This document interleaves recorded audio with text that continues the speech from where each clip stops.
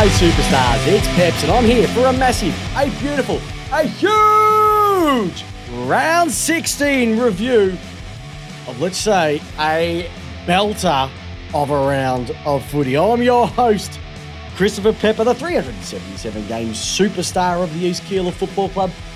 And if you've never joined Lace Out before, thank you very much. What's taking you so long? We've only been going for 6 years.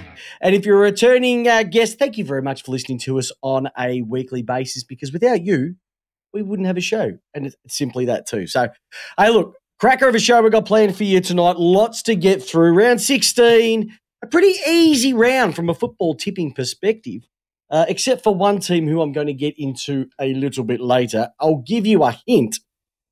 It starts with D, ends in Emans, and is a little bit on the nose when it comes to this young man, as you know, being a massive Melbourne supporter. But we're going to be going through all the usuals. We've got the people on the chats going live with me tonight. We've also got all the people listening in on your favourite podcast apps, smart speakers, headphones, wherever you're joining us. Thank you very much. But yeah, lots to get through. We're going to start with the ladder as we always do, because there has been some movement after the weekend's games. Rising star. We'll get into swinging some magnets. We'll get into a quick round over the games, go through the listener questions coming through on the chat as we speak. But great weekend of footy. I actually got to go down and watch some local football on the weekend as well. So if you haven't done that, go ahead and do so, because the umpiring standard's better. The football standard, I would say, is actually a lot harder. It's a lot more free-flowing as well, too. Scores tend to happen quite a fair bit, and we're getting towards the pinchy end of a number of leagues as well, too. So I would strongly recommend get down. I'm going to be having a look at East Keilor potentially this weekend as well, too. So I'll be going down there supporting the Cougars as they drive for their first venture back into the Essendon District Football League Premier Division finals since 1995. So a long time between drinks. All right, let's go and have a look at the ladder, because after the weekend's games, there was a little bit of movement, I must admit, but there was also a bit of shaking and bacon when it came to one team as well too. So Collingwood and Port Adelaide, 52 points apiece. They are sitting mighty fine at the top of the AFL ladder. They're going to be your top two. No two doubts about it. It just depends which order it's going to be for the third and fourth team. At the moment, that's the Brisbane Lions, sitting on 44 points, 2 games behind Port and Collingwood, and I don't think they've got any chance. Listeners who are listening to this right now, is there any chance of the Brisbane Lions getting 2 home finals?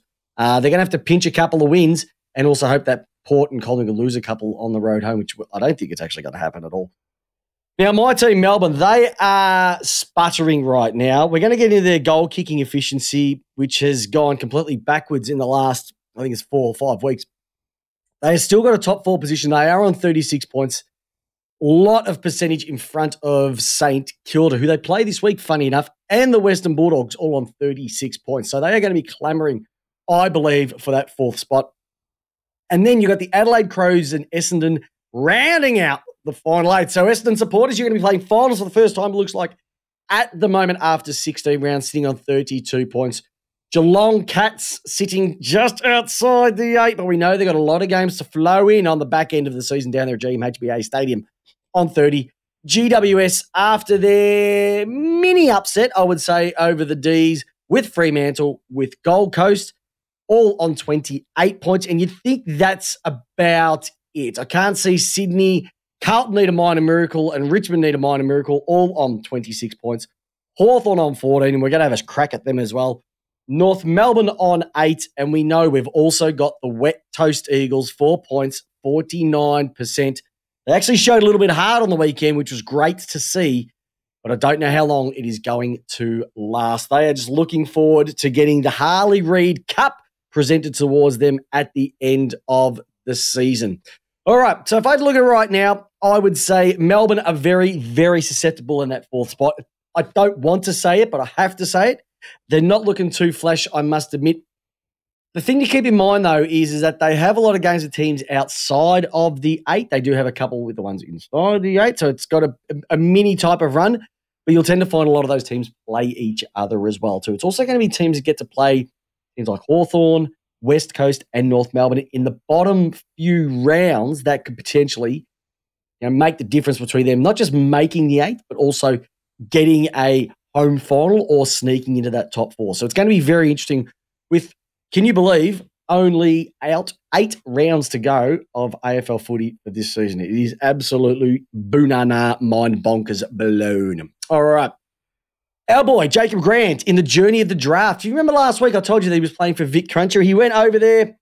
They got a win, but unfortunately he didn't have the greatest game, so hopefully he's going to be able to redeem himself this week against the Allies down at Icon Park. So get a chance to sneak down there. We're going to follow him all the way to the draft. He just needs to have a really good burst-out game for the recruiters to say, hey, this guy's got some spunk about him, and we want to get around him as well too, all right? So for you, BG, for actually getting a game on Friday night, round of applause for you, great man, because you are going to be a superstar, in my humble opinion, and we are going to follow you all the way to the draft itself. All right, time to spin some magnets. And look, I'm going to start with a bit of this first of all. Hiil off, Collingwood on. Bloody weak as piss. All right, first team I'm going to give a massive whack to, and I'm dragging them big time, is the Melbourne Football Club. On the weekend, they lost another game with bad goal kicking. Now, I just want to put this in perspective for you all, everybody. In the last 5 rounds, they have gone at 39-73. And when you consider they've lost 2 of those games by under a goal, they've gone from potentially locking in a top 4 spot and no one even getting near them to potentially dropping out completely out of the top 4. And there's even a slight chance, if they continue this trend, to not even get a finals appearance. I think that they are going to make it, but the chances of them controlling their own destiny have gone completely out the window as well. So really, really just a travesty what's happened to this club. I had a bit of a rant about them on the Sunday evening about what happened. I was absolutely gutted. To have that many 72 inside 50s or 75 inside 50s and to only kick a small margin of goals, 5-15, you can't do that. And it doesn't matter which team you are. I couldn't care if you were Collingwood. I couldn't care if you were Port. I couldn't care if you were West Coast. To be able to only kicking 8 goals on average a game in the last 5 weeks has been absolutely shite house. And they need to start working out something quick. And the issue is it's been going on for literally 2 years since they won the grand final. They haven't been able to get that finals mix right in their forward 50, and that connection, the connection has not been there as well. Actually, you can hear the connection with the Melbourne forwards and the midfielders right now as well too. That's our average has been. All right, next one I want to point out is there was a game on the weekend which we all got to have a bit of a look about. It was a game between the Sydney Swans and the game between Geelong as well. Now, I'm not too sure if you've seen any of the highlights, but all I can say is when you watch this game, you need to put some backing music onto it. And this is the backing music, especially in that last quarter, that you need to play. Because this is what was going on with this team. It was the Benny Hill Stakes. Guys missing goals. No one wanted to take control of the game. Skill errors left, right and centre. People putting it out on the floor every which way you look. Oh, it was an absolute shocker. And even the 3AW coverage threw a bit of Benny Hill music on the game as well. So for Geelong, who are a massive show to get back into finals contention, to see what they served up. And then to also see what Sydney served up, especially the week before, in 200 points. Those two teams really had to have a good, hard look at themselves, especially when you see that both teams combined for, now get this, 13 goals, 30. No one's going to win footy. No one's going to win footy games doing that sort of thing too. So to Sydney and Geelong, it wasn't pleasurable at all. So for those two, I am dragging you. And now it's time for me to give out some of my votes as well too. Okay, this is in the chat for this particular episode. I'd love to hear what you'd be giving a bit of dragged action, because I would love to hear from you. It's time to give some 3 votes. 3 votes. What was that? 3 votes. All right, 3 votes. I want to give 3 votes to a team on the weekend that has been nothing short of putrid all season, even last season as well. But for literally 3 quarters of football, we sat there with bated breath. And I know Buzz, the great Buzz who joins us every single week on Lace Out's been joining us for years on Lace Out, would have been packing darkies if he had lost to West Coast. You've got to remember, up until about 5 minutes into the last quarter, West Coast were in front of St Kilda, which nobody would have picked at all. I think even in Tipped Out, I said that this would be an absolute run in the park, but nothing surprises me with the Saints at the moment. They are up and down like a yo-yo. But West Coast, they were smashed the week before by an absolute 171-point margin. Disgusting from every way you look at it. If they're going to come out and do with the players that they had out, they've played 40 players this year. 40 players. And put that in perspective, some clubs have gone through with around about 32, 33 at most. So they have had a lot of their big names out for a long time. Getting smashed the week before and to be able to come out and virtually pinch a game against a potential top 8 team was a massive pat on the back. And so it's sometimes not about the victory, which they didn't get. We know that they lost in the long run. And it was also just the way that they came out and played a lot more attacking. Did it say more about St Kilda or did it say more about West Coast? A little bit of both, but it was just good to see a team who had been struggling the week before to come out and have a good whole crack. And kicking 12 goals, 5, love the accuracy as well. So for the beautiful West Coast Eagles, congratulations as well. All right. I'd also like to give a bit of a pat on the back to it has been mentioned quite a number of times.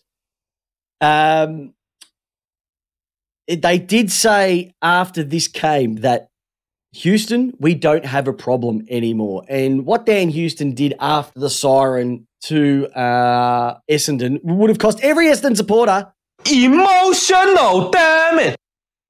After seeing him slot that, you've got to look back at and have a look and put all the pieces of this puzzle together. He's taken a mark pretty much on the 50. He's had to go back, waterlogged ball. Conditions, if you're trying to kick a wet football, it's like trying to kick a bar of soap. It is virtually impossible. Drop punt. He flushed it after the siren. Big crowd there at the G as well too. And for him to put that through was, honestly, I'd have to say it would almost go top 5 all-time clutch goals after the siren. And I'm talking ones like Robbie Gray from the boundary.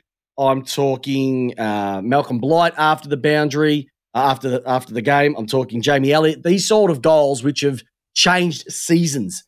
And that would have broken their streak if that didn't go through, and also propel Essendon potentially into almost top 4 potential. And it's completely spun it. So for that to go through was absolutely mind-blowing. But more importantly, just the quality of that game between the two teams. I've given Essendon a lot of stick over the years, a lot to do with their supporters, but I will say this, you are on the right track.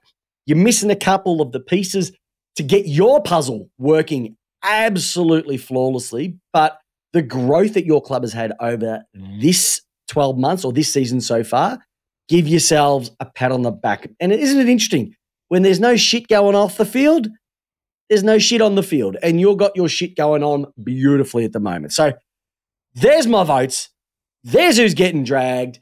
That means the magnets have been spun for the round 16 review from Lace Out. Who did you want to give a pat on the back? Leave a comment in the show notes. All right.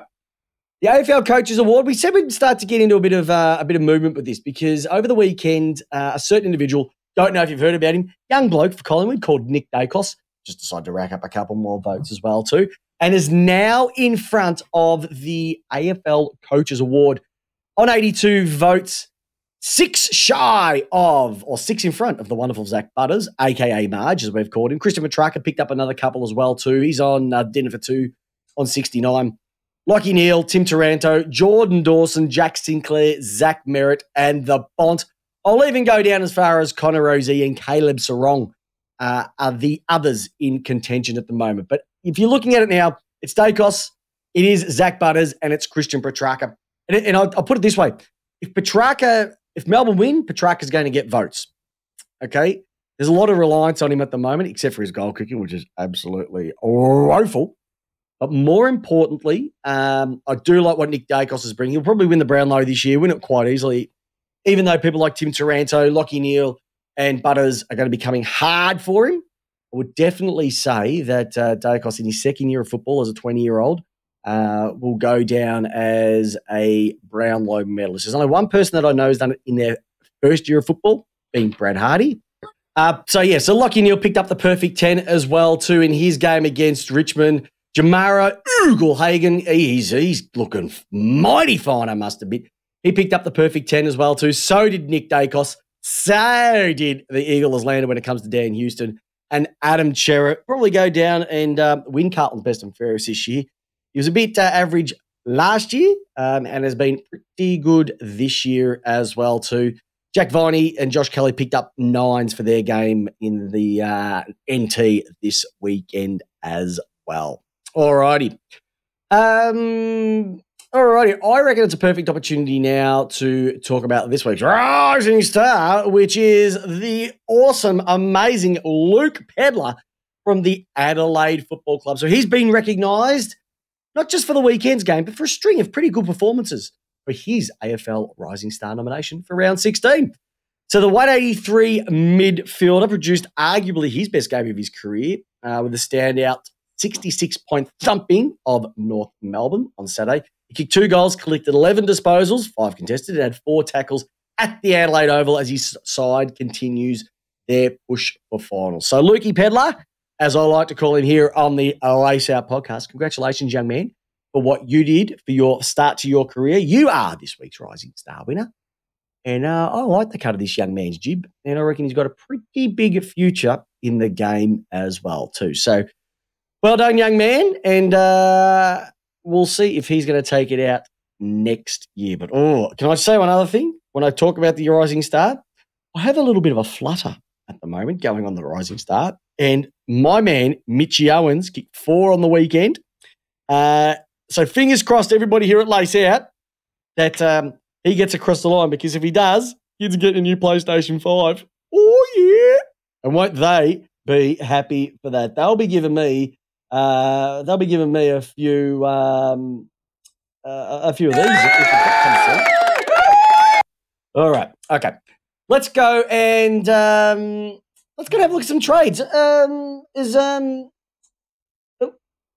Your wallet's Peeps, because you know what that's time for. When we're talking money, we're talking about this. Here comes the money. Here we go. Money talk. Here comes the money. Money, money, money, money. Dollar, dollar. Dollar, dollar. Ching, ching, bling, bling. Cut the chatter. You ain't talking money, then you're talking no All right, matter. let's get into some trades. Let's get into some trades.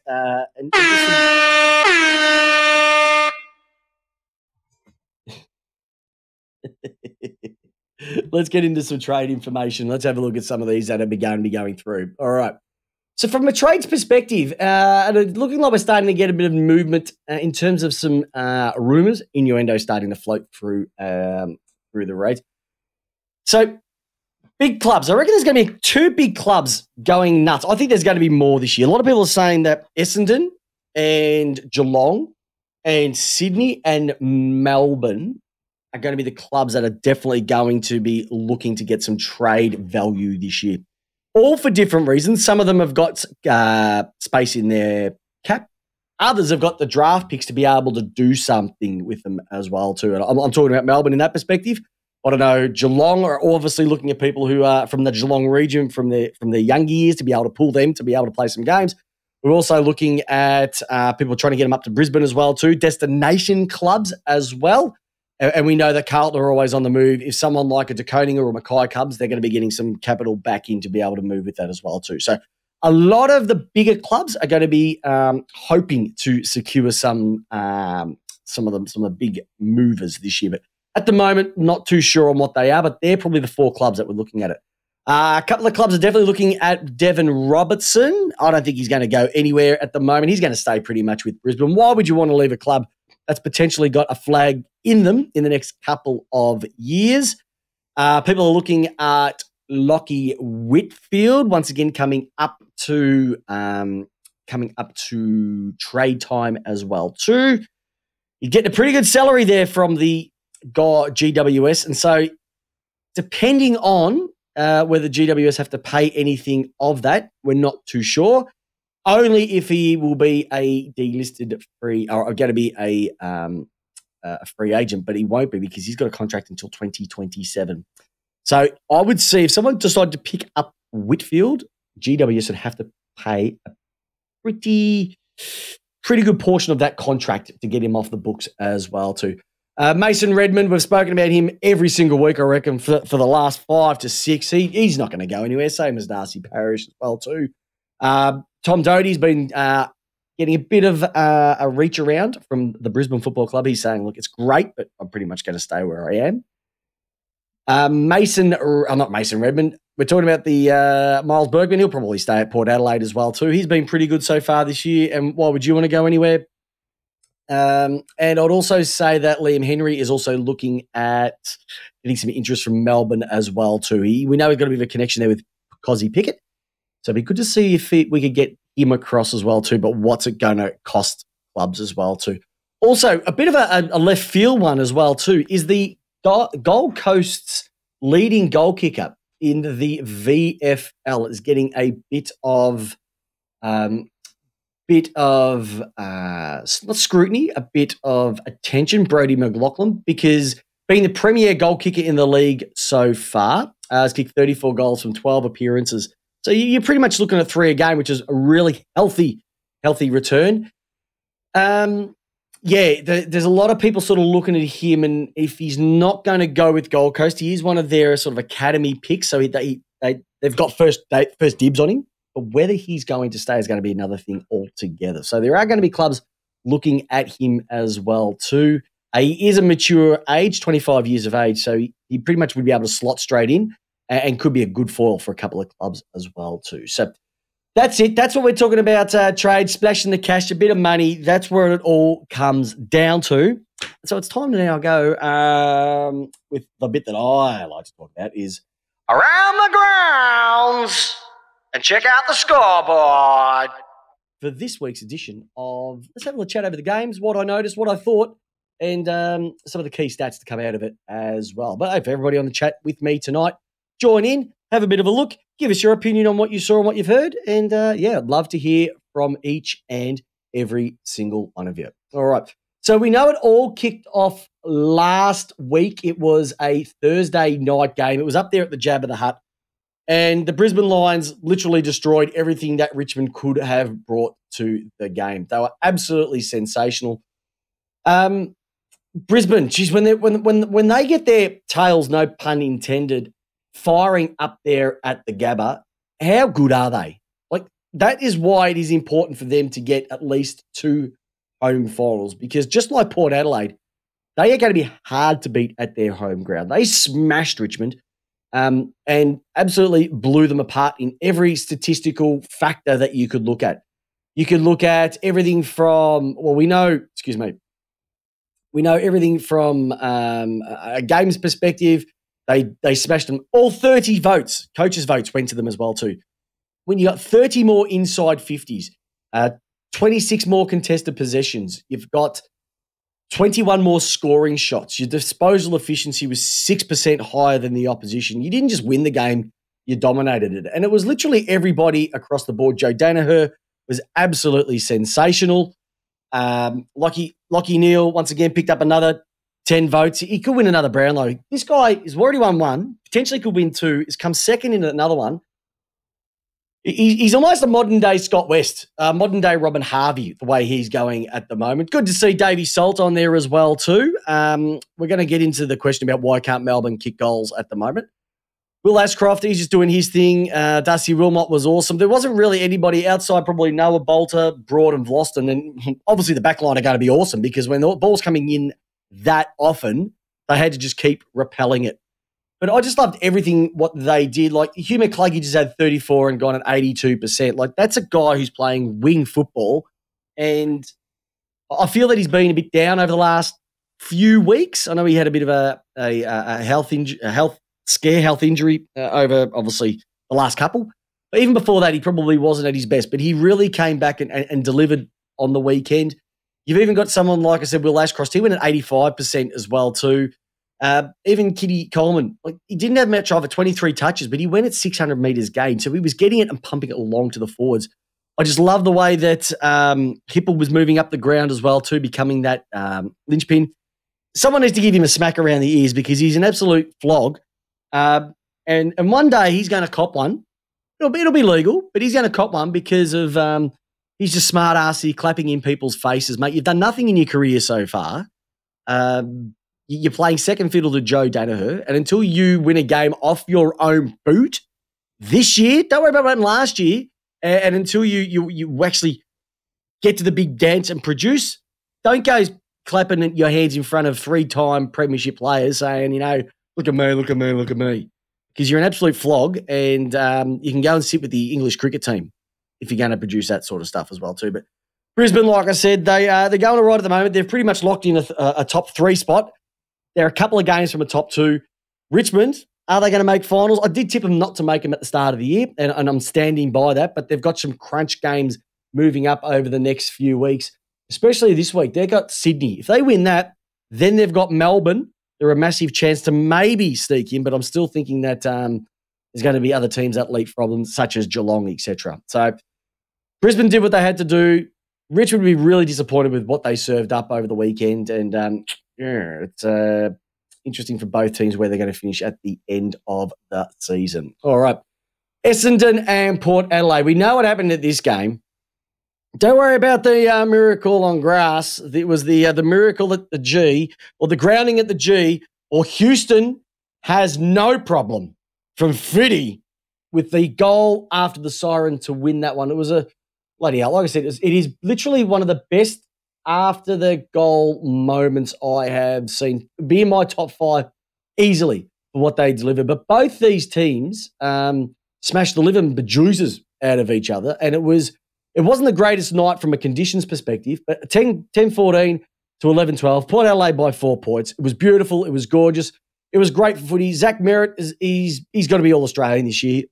He's taken the captaincy and literally run with it. He has been sensational. But when you look at the spread of players, Zach Merritt, Farrell, Houston, who picked up the 10 coaches' votes as well too. Connor Rosie was magnificent. Mason Redmond just doing his thing down back. Jai Corbell had a couple of late moments in the game that got them in front. Like I said, Essendon, besides them in Adelaide, I would say the most improved team this year. And that's great for Essendon supporters and probably not great for the rest of us, because you know what that means, that they're going to be strutting themselves, peacocking them around the western suburbs. But Port Adelaide, they just keep winning, keep doing what they're doing. And once again, if they need 2 home finals. Doesn't guarantee anything, because we've seen them fall over in a prelim, a guaranteed grand final slot against the Western Bulldogs a number of years ago, and fell in a complete hole. But yeah, it was so even across the ground when you look at the main statistical analysis. Essendon did dominate the hitouts, but we know that because Lysette went out just before the game in the warm up. But inside 50s, 50 to 55. Contested possessions, there was only 19 different. Clearances, there was only 2 difference. Marks, there was only 5 difference. Contested marks, there was only 2 differences. Even shots, 2 difference. Goals, 1 difference. So it was just that back and forth. It was a complete arm wrestle for the whole night. You think Port would get in front. You think Essendon would get in front. Essendon did get in front. They were going to snatch it away, and then we saw what happened at the end. And that's why they say the moment maketh the man, and he'd already had an absolute blinder of a night. And for him to do what he did, Dan Houston, absolutely sensational. I love what they're doing at the moment, Port Adelaide, and I love Jamie the J-Dog Wallis, because he would be absolutely Chubbs Farquharing about right now. So he's a very, very happy man. We hope to get him on shortly in a future episode towards the end of the season, because he'll be loving to talk about his Port Adelaide mob. All right. I want to go back to the Friday night game. We heard about this a little bit earlier on. They did get dragged because it was an absolute Barry Crocker and a half. And you know the one that we're talking about. We're talking about the AFL game between the Swans and Geelong. 54 apiece, 5 goals, 12. Sorry, start again. It was 6 goals, 18 to 7 goals, 12. 13-30 in total. When you got a bloke running into an open goal, top of the goal square, Robbie Fox, I'm talking about you, and the great man Louis Carranza, massive fan of Lace Out, threw it on the group chat during the game, moved Fox forward. He went forward. He moved forward. He hit the furthest goalpost from 8 metres out. And it was Betty Hill. It was everything that could have gone wrong did go wrong in this game. It was literally a game where nobody wanted to win. Isaac Heaney, 3 out of bounds on the full. Out of bounds. What did he do? Out of bounds on the full. Out of bounds on the full. 3 of them. It was just back and forth. The kicking efficiencies of some players who got an absolute truckload of it was putrid. Dangerfield went at 53. Papley went at 66. Tom Hickey, he's a ruckman. He doesn't kick it all that well. He can't, no skill. 50%. Asava Varadagalea had his probably worst game, even got subbed out when it was going at 50%. Max Holmes, an absolute corker of a season he's had. He had 37. So it was just a yucky, awful game. Nobody wanted to win it. I don't even know how they gave coaches votes for this game, to be honest. Errol Goulden did get the 8. Nick Blakey, the Lizard, he got his 7. Brandon Campbell got the 4 as well too. But even when you have a look, Errol Goulden had 26 and went at 42%. Brian Myers had his 27 and went at 55. He's a chance for an All-Australian wingman, maybe bench spot as well too. His efficiency going forward and setting players up has been nothing short of amazing this entire year as well too. So kudos to him. But it was an ugly game of football. The efficiencies were quite down. Funny enough, they were both equal on inside 50s for both. Contested possessions, Geelong had more of it. City had more clearances. They had more shots. They just couldn't kick. It reminded me a lot of the game that was up in Darwin, but they had at least rain and torrential rain and cake of soap that they were kicking around. There was no excuse for these two teams. So, bit of a disappointing one. But for the people who were saying get rid of the draw, this is the reason why we have draws. It's a result, and no team deserved to win that game. Both of them deserved to come out on equal points, 2 points each. And it's going to put a dent in both their chances making final. I still have a lot of faith in Geelong making it with their run at GMHBA Stadium towards the back end of the season. All right. It was Adelaide and North Melbourne Football Club. Look, Adelaide 66-point victors. They had to do what they had to do. They got out to an absolute flying start at the start of the game. I would say something, though.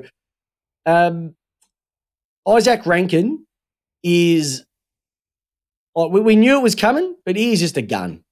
He's kicked 5, he's had 17, no behinds. He's only had 6 shots, so must have one of those that didn't make the distance or go out on the full. And when you couple that with Tex Walker, you couple that with Riley O'Brien, you couple that with Luke Pedler as well too. I mentioned earlier on Darcy Fogarty. Like these guys are just they've got the most dangerous forward line, to be honest. And I don't think it's going to be this year, but I would be really looking out for next season for Adelaide to make a massive shot at top 4. They're going to get another season into these guys. Tex Walker's only getting better. They've got Phil Thorpe down there, Fogarty. I reckon they're better. I thought the twin towers of McKay and Kernay, I reckon they've overtaken them. And I'd even go as far as saying Hawkins Cameron at the moment, because Cameron's injured and Hawkins isn't at his best. They are the new twin towers, Fogarty and Tex Walker. But they just do what they have to do every single week. And Jordan Dawson, how many times do we have to speak about him? How many times do we have to talk about Riley O'Brien doing his thing in the ruck? How many times do we have to talk about Rory Laird getting another All-Australian? They've just got winners across the board. Even people like Chase Jones, doesn't get a lot of it. He only had 16 on the weekend, but he's just contributing week after week after week.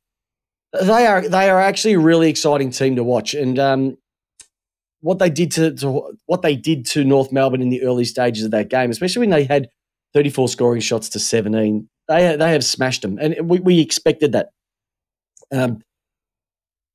the 7 goals, 2 to 4 goals, one was a nice start in the first quarter, but then when that blew out to 12 goals, like when you have a 5-goal second quarter, 5-goal third quarter, and a 4-goal fourth quarter, you are humming on all cylinders. That's what we expect out of premiership teams. And if they're doing it and they're not right at their peak, the Darren Burgess effect is massive, and Stevie Nicks has got a great group under him.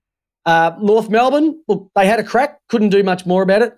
My tip for the Coleman, as I mentioned at the start of the year, and I keep going back to this, Nick Larkey, he's going to be there for many, many more years at North Melbourne. Is it going to be a wasted opportunity? No, I don't think so. But they were good. He's good. They're just a young team. It's going to be interesting when Clarkson comes back. Is it going to be a positive or a negative to this team? Because since Ratton's taken over, they've been playing a great round, a great form of football, and I would love to see them continue that. They're not as bad as people think.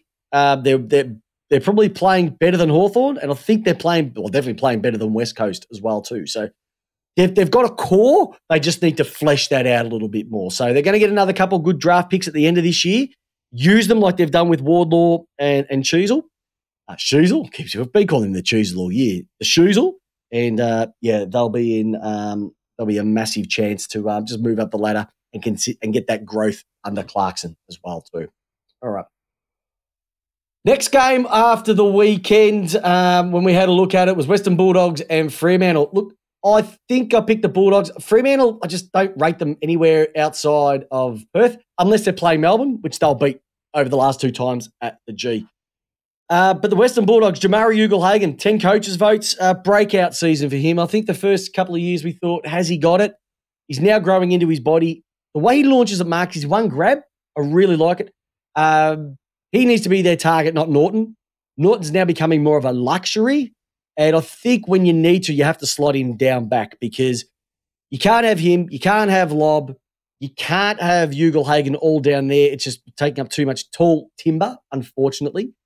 But even like people like Cody Waitman doing his thing, the Bont doing his thing every single week, it's just great to see a club who consistently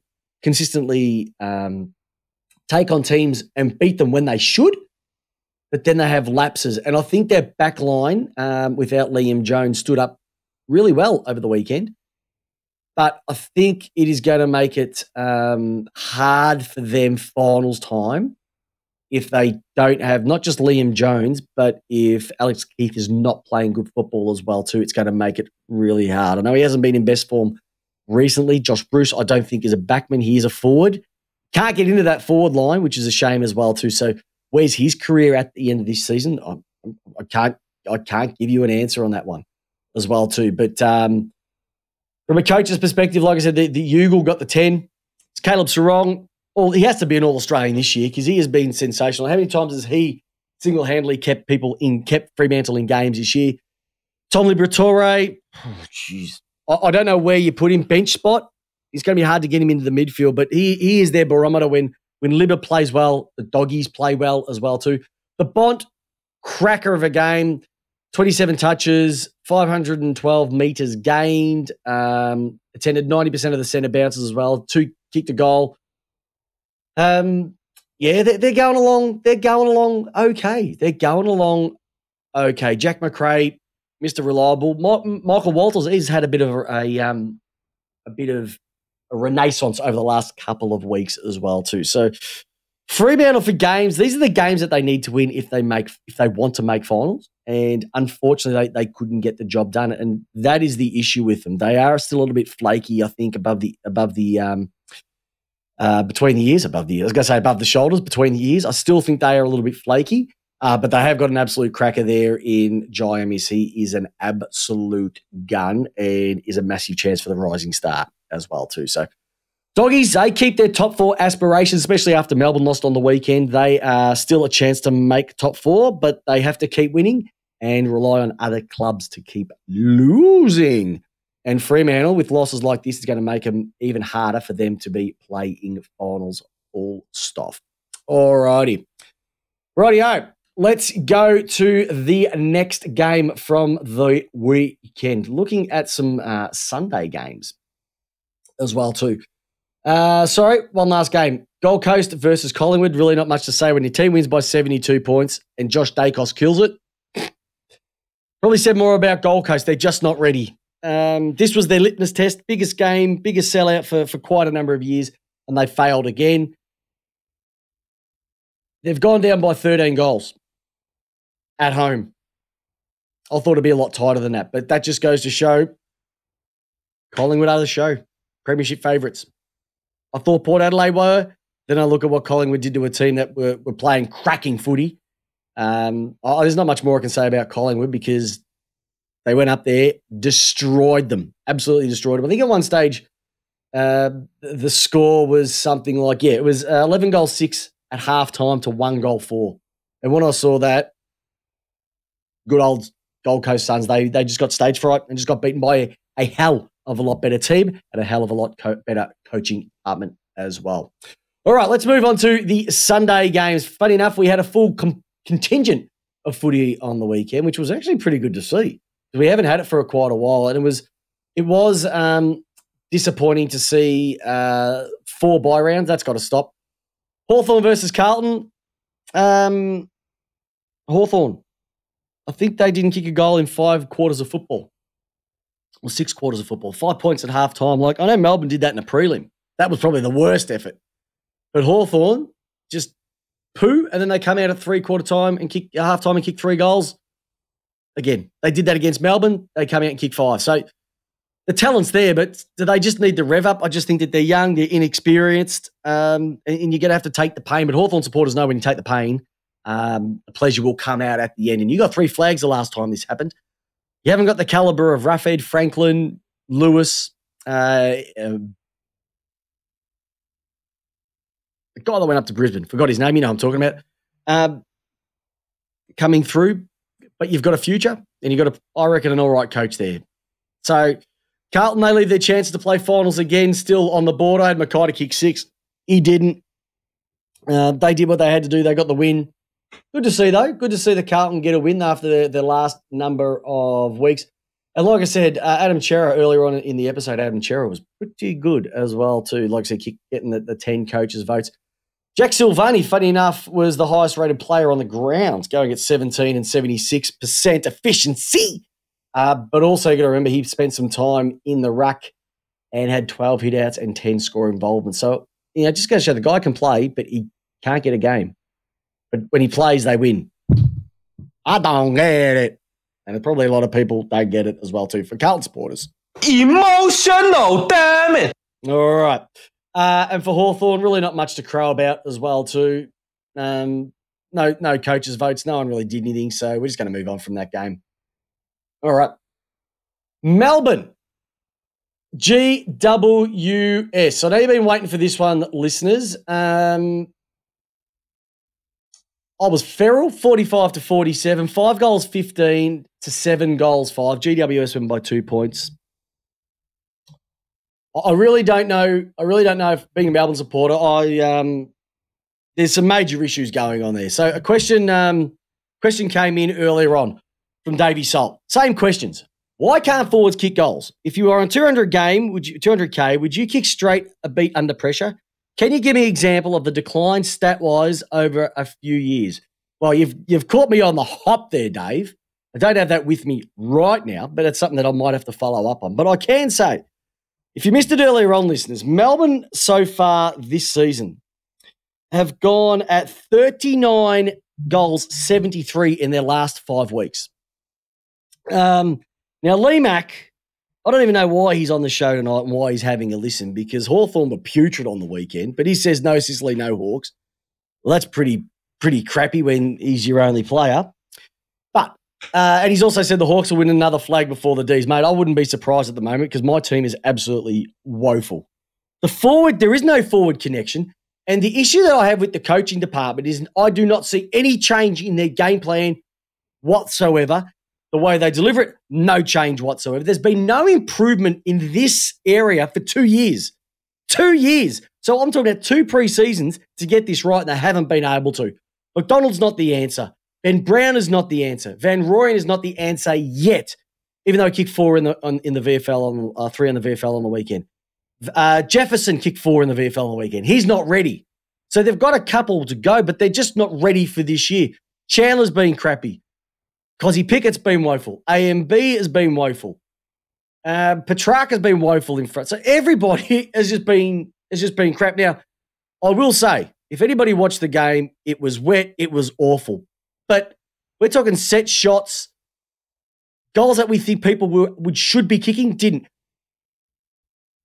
You had 70. Now, this is the stat that I mentioned a little bit to you earlier on, listeners.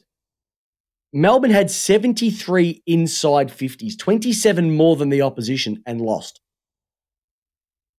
They smashed everything across the park. They smashed contested possessions 187 to 143. Clearances, they won by 20. Marks, they won by 3. Contested marks by 2. They had 14 more scoring shots and still lost.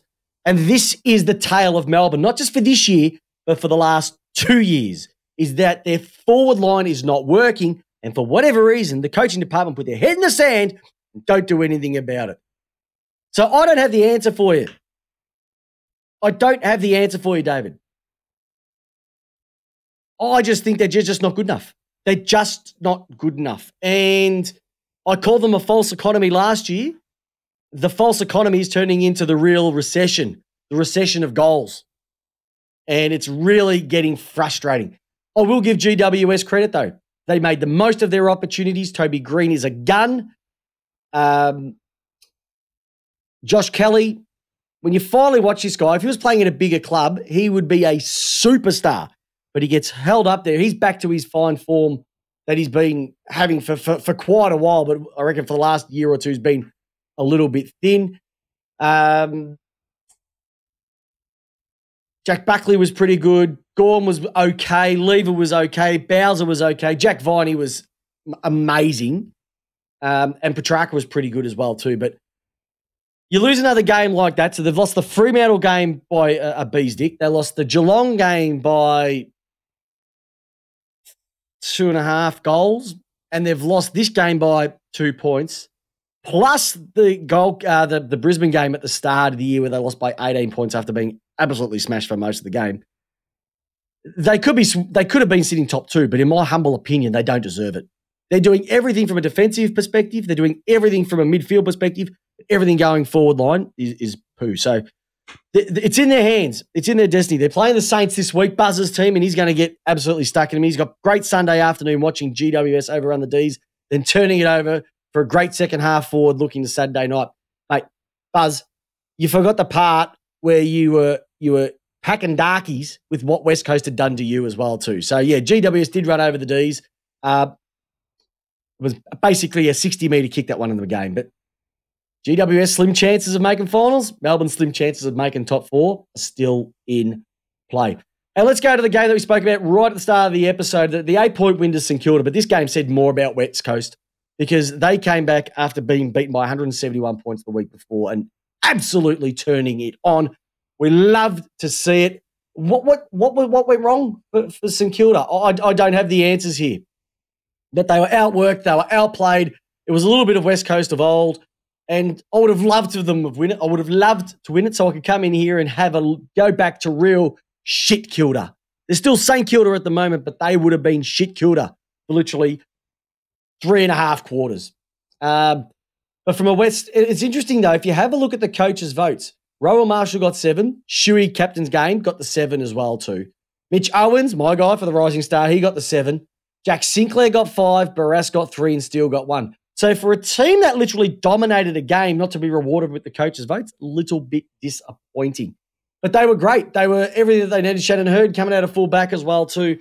628 metres gained. A lot of that would have been coming out of fullback with kicks as well, after especially kicking 13 points. But my guy, Mitchy Owens, absolutely love what he's been doing. He had another 4 goals on the weekend. He's got to be a chance for the Rising Star. We've spoken about Anthony Calamiti. Can't believe this guy got through his drafts. I picked up at the start of the season. He's been a really good pickup for them. Oscar Allen's been good for them. Dan Butler was good, was getting back to his range, his goal-kicking prowess. That's probably been a little bit lacking over the last little bit. Elijah Hewitt and Snags Higgins also did his thing with a usual 1 goal for as well too. But no, it was really good to see. the disposal efficiency, they beat St Kilda by 10%, 78 to 68 on the disposal efficiency side of things as well too. There was a lot of chipping around the ground, so they had 30 more marks within them, but they had 13 less scoring shots as well too. So they were using the ball quite a fair bit around the ground, a hell of a lot more efficient with inside 50s. Out-tackled St Kilda, but I think just with St Kilda's experience and St Kilda's nous got them across the line, but that'd be a game that they wouldn't have been too happy with. So that's that. That is this week's Scoreboard! for round 16 AFL action. All right, ladies and gentlemen, tipped out, got 8 out of 9 winners last week, so I was on the ball. Unfortunately, my mob let me down, so tune in again this weekend for my tips for a massive round 17. If I'm going 1 week at a time and looking forward to the games this week, geez, there's a couple of corkers. Pretty much whoever wins this might make finals, and we're talking about Richmond and Sydney, but I think both clubs might have left their run a little bit late. Can the Western Bulldogs take down Collingwood at Marvel Stadium? If they lose that, top 4 aspirations are literally out the window.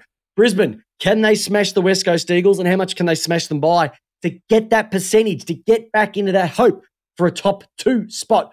Giants versus Hawthorn. Can the Giants win another one and keep their small sniff of September action alive? Saints versus Melbourne, 7:25 Marvel Stadium will be, I reckon, game of the week. St Kilda need to win to stay in the finals race. Melbourne need to win to stay in top 4 hunt. Port Adelaide versus Gold Coast Suns as well too. And you would also probably go Essendon Adelaide will be a corker. That'll be a fast, high-scoring game at Marvel Stadium. And Fremantle versus Carlton loser, season's over. There you go, listeners. I'm Peps, and that's Lace Out's round 16 review of AFL action.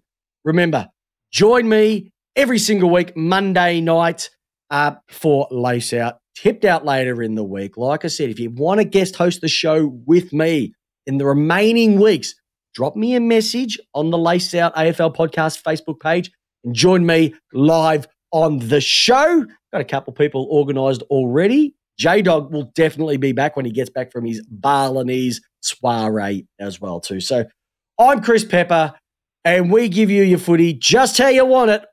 Lace out. Have a great week. Hope your team wins, except if you're St Kilda. And thanks for listening. Give us a like, give us a share. Tell everybody about how awesome we are. Take care. Thanks for listening to the latest episode of Lace Out. Head over to iTunes and Spotify to subscribe, rate, and leave us a review. And remember, join us every single Tuesday night, 8 p.m. Australian Eastern Standard Time, on our Facebook page with yours truly, Christopher Pepper, and the co-host with the most, Jamie Wallis, giving you your footy how you want it. Lace out.